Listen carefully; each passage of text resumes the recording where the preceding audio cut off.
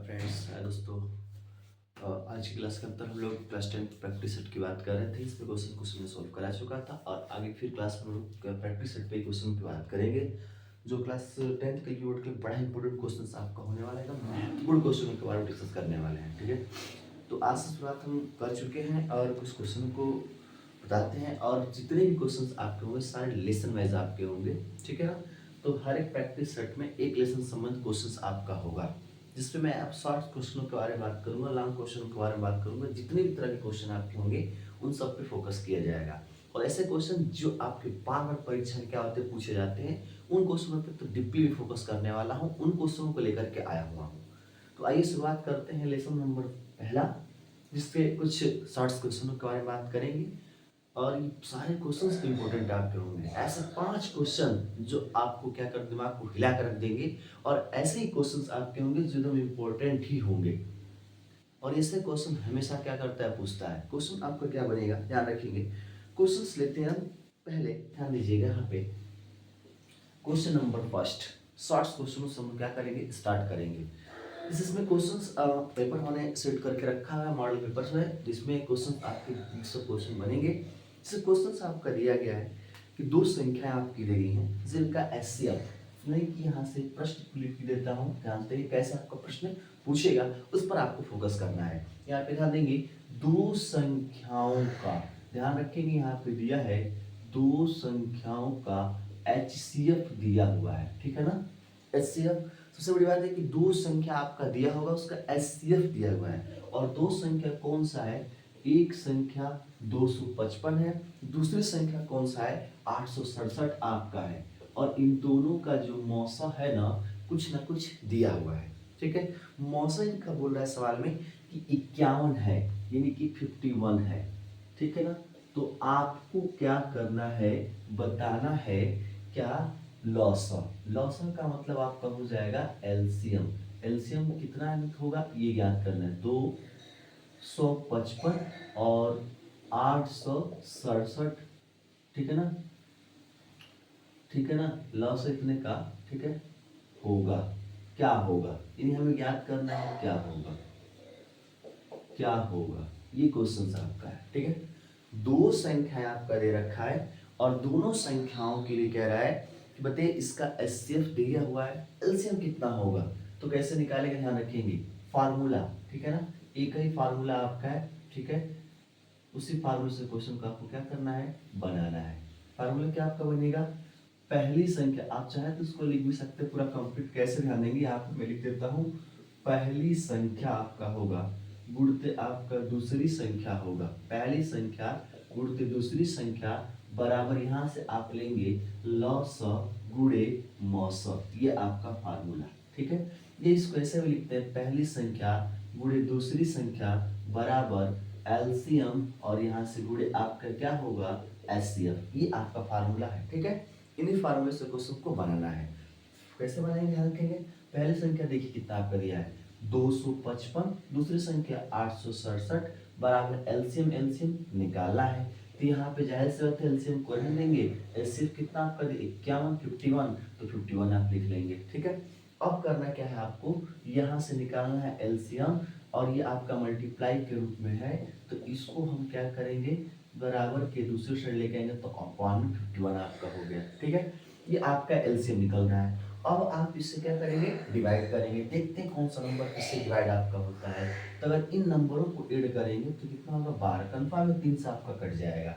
तो हम क्या करते हैं, ये भी देखते हैं 14, 14 7 कितना आपका हो जाएगा 26 21, ये भी 3 से आपका कटेगा। तो आइए हम 3 से कटाते हैं, 3 से कटाएंगे तो ये आपका 17 51 17 होगा और 3 से इसको अगर हम कटाते हैं तो 3 गुना के 6, 3 बटे 24, 3 27, ठीक है ना। और 17 से इसको आप क्या कर देंगे, कैंसिल कर देंगे तो 17 आपका आ जाए, क्योंकि 289 जो होता है 17 का वर्ग आपका होता है, तो 17 वहां पर आराम से क्या कर पाएंगे, लिख पाएंगे, कोई इसमें दिक्कत नहीं है। अब आप क्या करेंगे, यहाँ से देखिए क्या आपका बचा हुआ है 255 गुणते आपका 17 बराबर यहाँ से एलसीएम चाहो तो आप इसको इस प्रकार से लिख सकते हैं, एलसीएम यहाँ से आपका कितना होगा 255 गुणे 17, और इसका मल्टीप्लाई करके आप लिख देंगे ना तो तुरंत इसका आंसर क्या होगा, ज्ञात हो जाएगा क्या आपका बनेगा। ठीक है ना, मल्टीप्लाई बिल्कुल आराम से आप कर सकते हैं। ठीक है, इसका आंसर मल्टीप्लाई करके बना सकते हैं। क्या बनेगा मल्टीप्लाई करने पर, इसका आंसर आपका बनेगा ये आपका 4335, यह जो आपका क्या कहलाएगा, इसका एलसीएम, यानी कि इन दोनों संख्याओं का जो मौसा है 51 है, और दोनों का लसा आप निकालेंगे तो कितना होगा 4335 आपका होगा। इनका मल्टीप्लाई करने पर बनेगा। तो ऐसे क्वेश्चंस बिल्कुल पूछ सकते हैं। इसमें क्या होगा भाई, ध्यान देना मेरे, ये पहली संख्या दूसरी संख्या देकर के लौसा पूछ सकता है, जैसे इस क्वेश्चन में पूछा हुआ है। दूसरा क्वेश्चन क्या बनेगा, पहली संख्या दूसरी संख्या देकर के एचसीएफ आपका पूछ सकता है। उसके बाद से ऐसा भी कर सकता है कि दोनों का लौसा और मौसा दे दे और आपसे पहली संख्या निकालने के लिए कह दे, दोनों संख्या दे दे, पहली संख्या भी दे दे, दूसरी संख्या आपसे पूछ दे।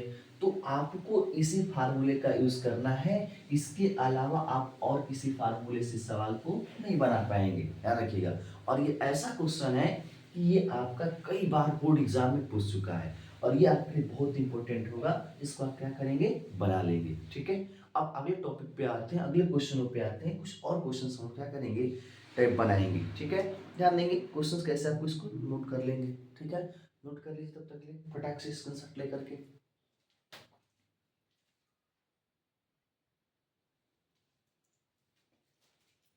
नेक्स्ट क्वेश्चन पे ध्यान देंगे हम लोग। अगला क्वेश्चन आपका क्या बनेगा, अभाज्य गुणनखंड विधि द्वारा संख्याओं का क्या निकालना है, एलसीएम और इससे दोनों निकालना है। ठीक है, देखेंगे उसमें क्वेश्चन आपका दे रखा है। ठीक है, तो सबसे पहले हम ध्यान देंगे, हमने आपको बताया था पिछले क्लासों के अंतर्गत कि अभाज्य संख्याएं कौन कौन सी हैं। उन अभाज्य संख्याओं के आधार पर ही हमें क्या करना है, बनाना है। ठीक है, अभाज्य गुणनखंड, अभाज्य गुणनखंड करेंगे तो उनमें जो संख्याएं हैं ध्यान रखेंगे वो अपने आप से कटेंगी या तो 1 से, जैसे 2 3 5 7 11 13 17, ऐसे करके बहुत सारे नंबर आपके आएंगे। ठीक है, मैंने बता रखा था। ठीक है, ये सारे नंबरों से आपको क्या करना है, सॉल्व करना है। जैसे यहाँ पे दिया है 3 संख्याएं दिया हुआ है, पहला आपका दिया है 6, तो अगर इसका बनाएंगे तो 2 गुणित 3 बन जाएगा अभाज्य संख्या गुणनखंड। दूसरा आपका दिया है 72, तो इसका देखिए बनाते हैं कैसे आपका बनेगा। ठीक है ना, 2 का 2 में कर देंगे 4, ठीक है ना, 4 का 3 में कर देंगे 12, 12 का 3 में कर देंगे 36, और 36 और एक और 2 यहाँ पे ले लेंगे तो 72 आपका हो जाएगा। ठीक है, 8 8 3 की 24, और 24 3 कितना होगा 72। उसके बाद से अगर आपका ये 120, 120 का कर लेंगे तो कितना होगा, 2 दूने की 4, 4 दूने के 8, ठीक है ना, 8 हो जाएगा, और 8 पाँच 8 3 की 24, 5 120 हो जाएगा। ठीक है ना, इसका कर लेंगे 12, 120 सही इतना आपका बनेगा। ये सारी संख्या आपके अभाज्य संख्याएं के रूप में हो गया। अब हमें इसमें बोला गया है कि आपको बताना है कि एलसीएम क्या होगा, और इसमें बोला है कि एचसीएफ क्या होगा। तो सबसे पहले देखेंगे इन तीनों नंबरों का जो हम लोग अभाज्य गुणनखंड किए हैं, इसमें कौन सा नंबर कॉमन रूप से आपका मिल रहा है। हम देख पा रहे हैं कि 3 3 तीनों में आपका है। ठीक है, और यहाँ से ये वाला 2 देख रहे हैं कि तीनों में आपका है, दो संख्या तीनों में है।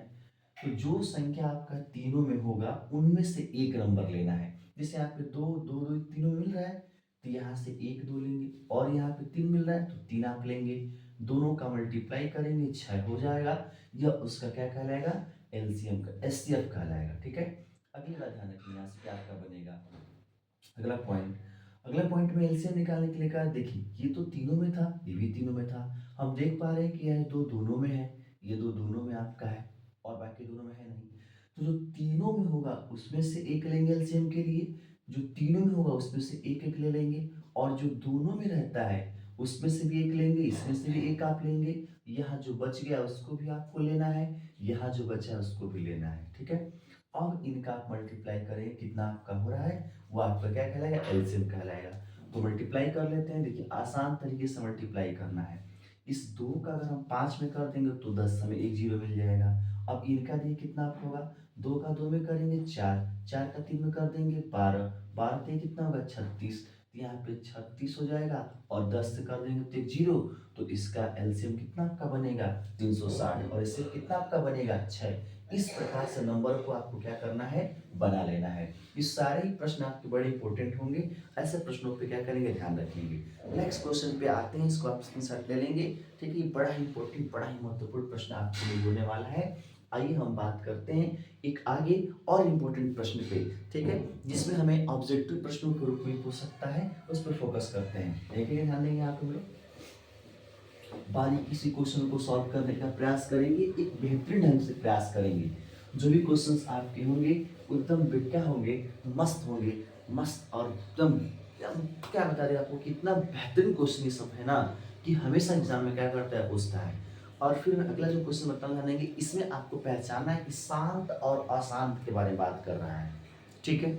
इससे ऑब्जेक्टिव क्वेश्चंस आपके क्या होंगे, निश्चित रूप से क्या होंगे, बनेंगे। और यही से पूरा क्वेश्चन आपका क्या होगा, आने वाला है, ठीक है।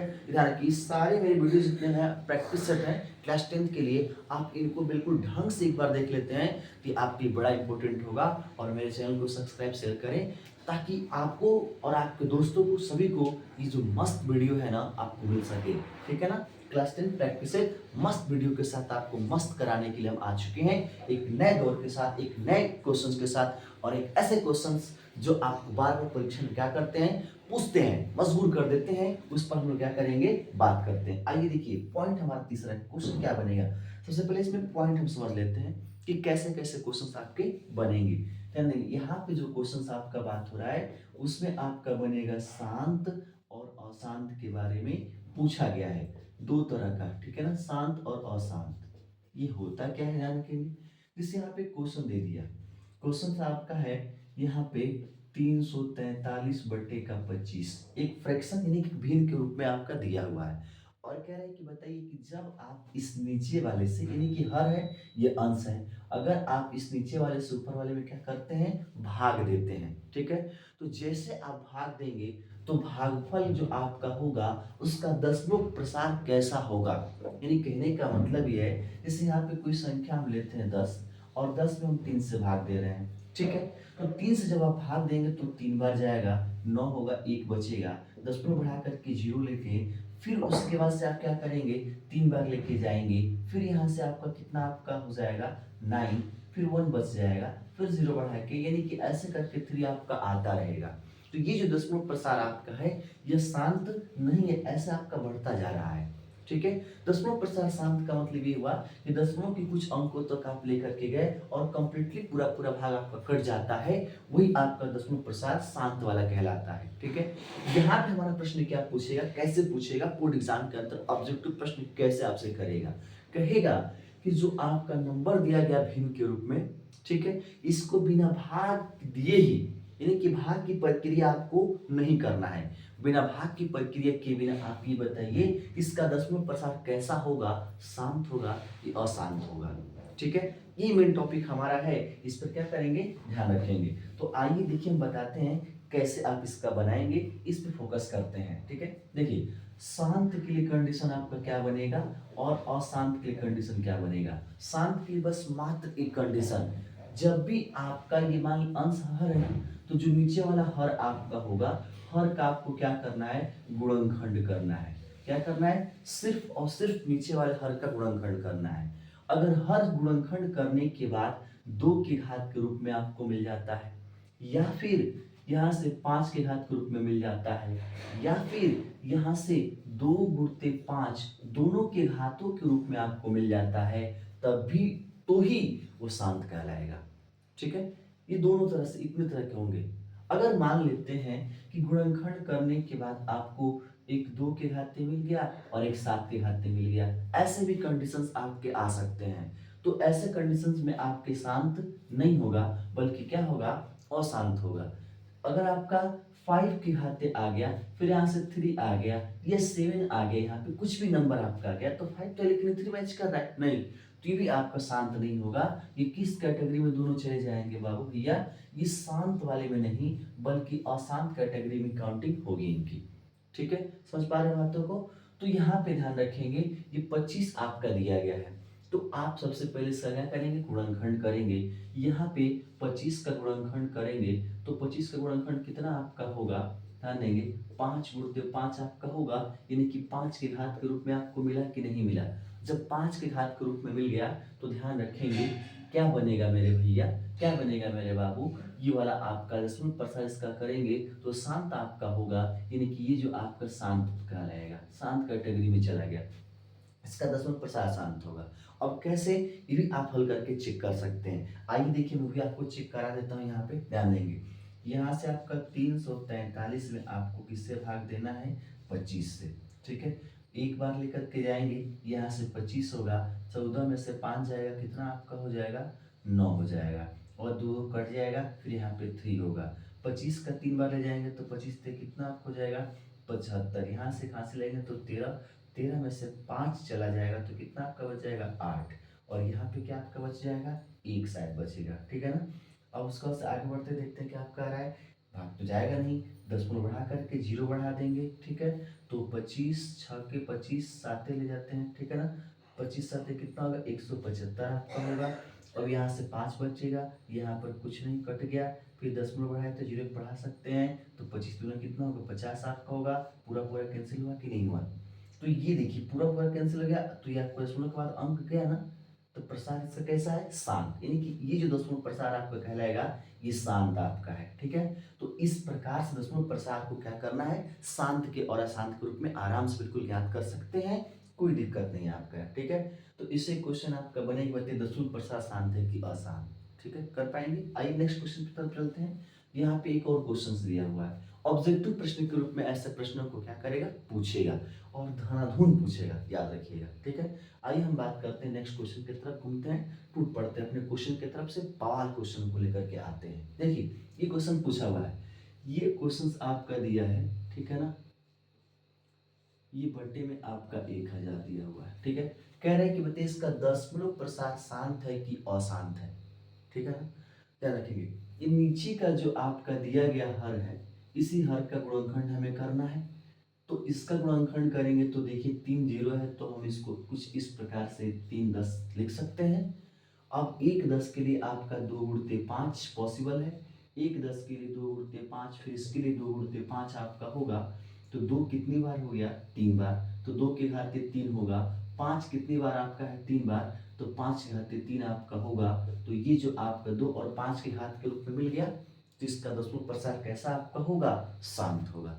यानी कि ये कंडीशन सिर्फ आप याद रखना है, इतनी सी बात। ठीक है, बाकी और सब क्या है, फिनिश। अगर 2 के घात के रूप में, 5 के घात के रूप में, या 2 गुणित 5 के घात के रूप में आपको मिलता है, तो याद रखें दशमलव प्रसार उसका शांत होगा। और जितने भी अन्य क्वेश्चन आपके बनेंगे, इन सॉरी अन्य क्वेश्चन का तात्पर्य है कि जैसे आपका घात इस प्रकार से आपको मिल रहा है, तो मेरे भाई ध्यान रखेंगे ये कंडीशंस बिल्कुल लागू नहीं होते हैं, ये आपके गलत हैं, ऐसे कभी क्वेश्चन सॉल्व ही नहीं होंगे।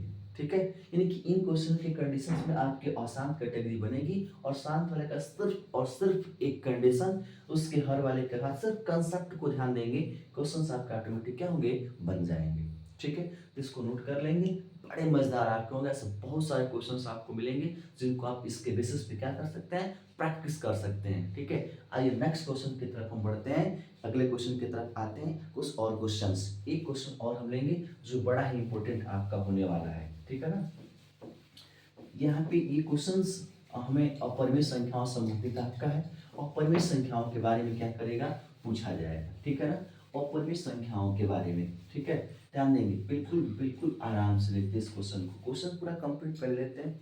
जैसे यहाँ पर दिया है क्वेश्चन में, सिद्ध कीजिए, सिद्ध कीजिए।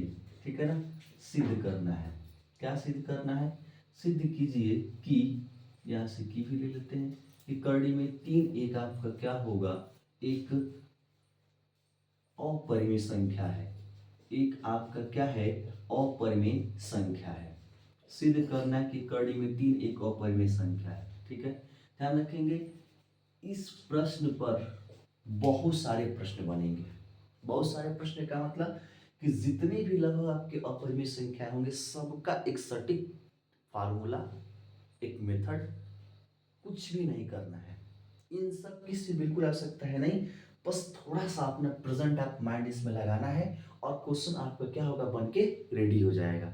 तो ध्यान देंगे कैसे, पहले से ध्यान देंगे क्या क्या बन सकता है। इससे कड़ी में 3 है ना, अगर यहाँ पे कड़ी में 2 की बात कर लेता, कड़ी 5 की बात कर लेता, कड़ी 7 की बात कर लेता, कड़ी 11 की बात कर लेता, कड़ी 10 की बात कर लेता, अगर बहुत सारे ऐसे नंबर आपको मिल जाएंगे। तो मैक्सिमम जो आपके अभाज्य संख्या होती उन पे क्वेश्चन क्या होंगे, ये बनेंगे। और इसमें जो आपका अपरिमेय संख्या निकालने के लिए कह रहा है, तो जो इसका मेथड होगा सबका मेथड वही आपका बनेगा। सिर्फ और सिर्फ एक चीज को फोकस करना है और सारे क्वेश्चंस क्लियर, एक झटके में सारे क्वेश्चंस क्लियर।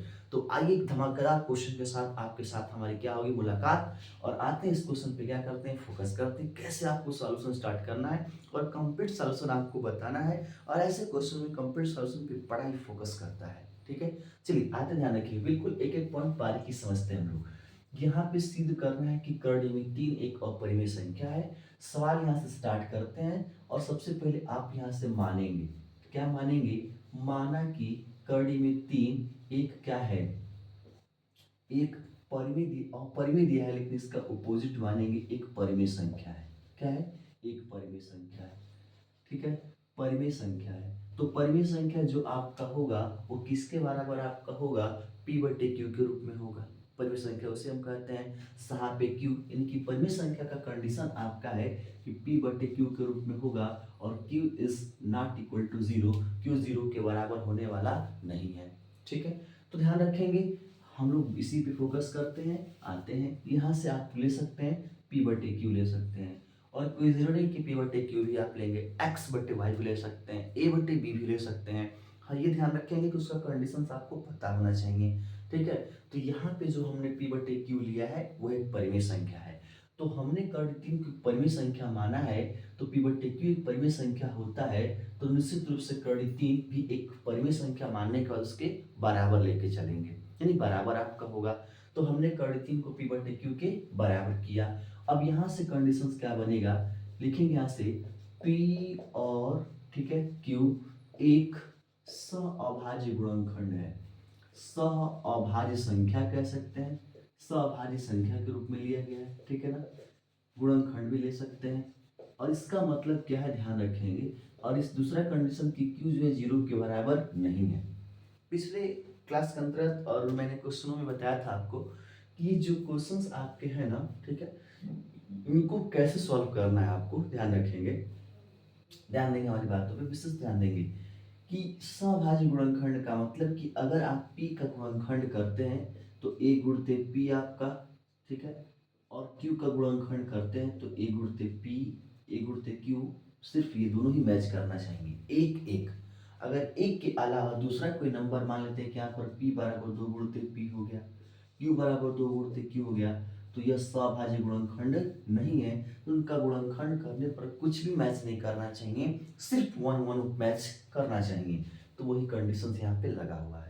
अब कड़ी में 3 बराबर p बटे क्यू हो चुका है।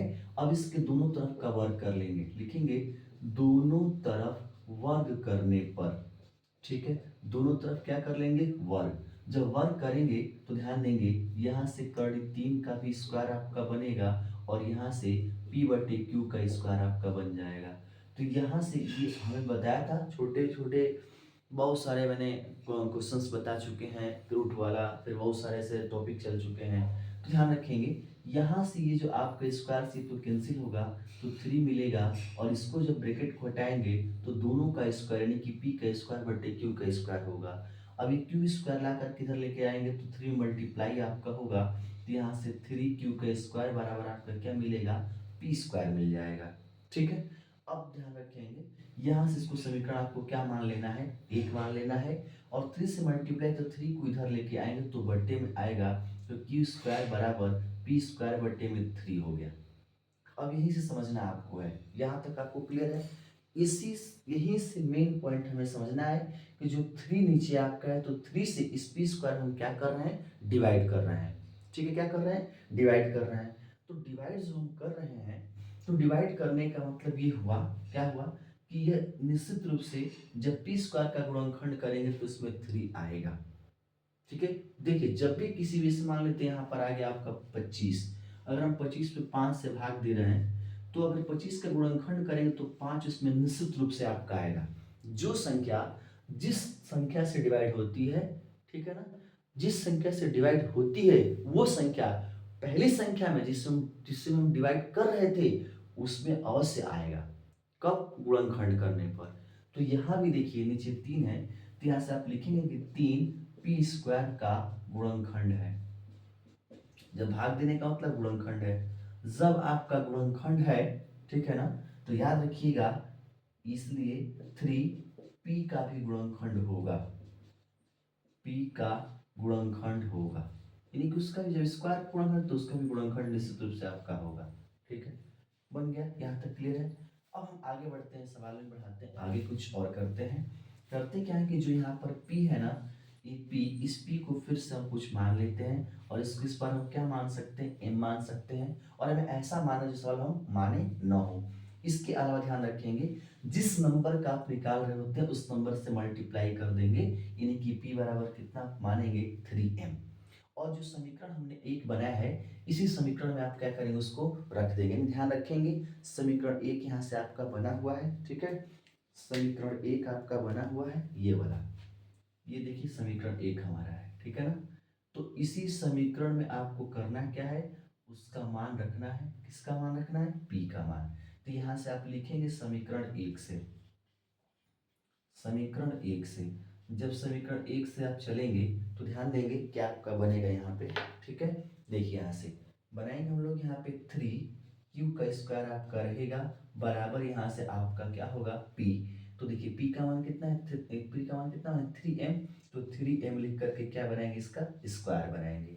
अब यहाँ से क्या करेंगे? 3q का स्क्वायर बराबर, इसको हटाएंगे तो 9 होगा और ये m का स्क्वायर आपका होगा, ठीक है ना। अब इस 3 को इधर लेकर के आएंगे, ठीक है। इधर मैं देखिए बना देता हूँ, ध्यान देंगे, इसको इरेज करके यहाँ पे बना लेते हैं हम लोग। तो यहाँ पे बनाते हैं, ध्यान देंगे क्या होगा। देखिए जब 3 को इधर लेकर के आएंगे तो यहाँ से आपका होगा क्यू स्क्वायर, ठीक है, बराबर आपका 9m का स्क्वायर और अपान 3 होगा। 3 से कैंसिल करेंगे तो 3, तो क्यू स्क्वायर बराबर क्या बनेगा?